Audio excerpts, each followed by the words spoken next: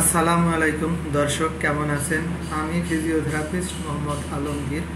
আজকে আলোচনা করব বিশ্ব হাইপারটেনশন দিবস উপলক্ষে। আজ 17 মার্চ 2025। এবারের হাইপারটেনশন ডের মূল প্রতিপাদ্য বিষয় হচ্ছে হাইপারটেনশন জানুন, নিয়ন্ত্রণ করুন, সুস্থ থাকুন। আসলে হাইপারটেনশন কি, এটা আমরা প্রথমে বোঝার চেষ্টা করি। হাইপারটেনশন হচ্ছে এক ধরনের নীরব ঘাতক রোগ, যার কারণে হার্ট অ্যাটাক হয়ে থাকে, স্ট্রোক হতে পারে, কিংবা কিডনি বিকল হয়, অকাল মৃত্যু পর্যন্ত ঘটে থাকতে পারে। অনেক সময় হাইপারটেনশন রোগের কোনো উপসর্গ দেখা যায় না।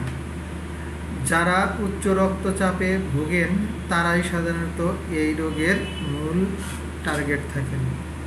বৈশ্বিক পরিসংখ্যান অনুযায়ী প্রতি 3 জনে প্রাপ্তবয়স্কের মধ্যে একজন হাইপারটেনশন রোগে ভুগে থাকেন।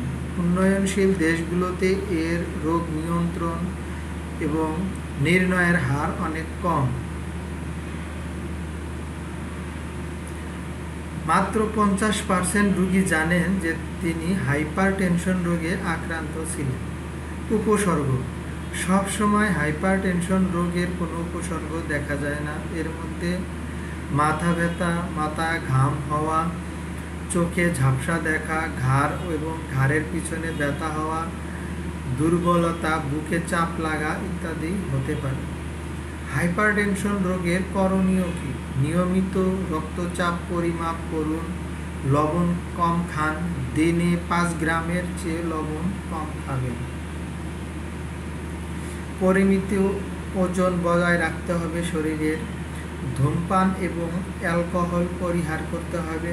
প্রতিদিন অন্তত 30 মিনিট করে হাঁটতে হবে বা ব্যায়াম করতে হবে। মানসিক চাপ নিয়ন্ত্রণে রাখতে হবে। নিয়মিত চিকিৎসকের পরামর্শ নিয়ে সঠিক ঔষধ সেবন করতে হবে।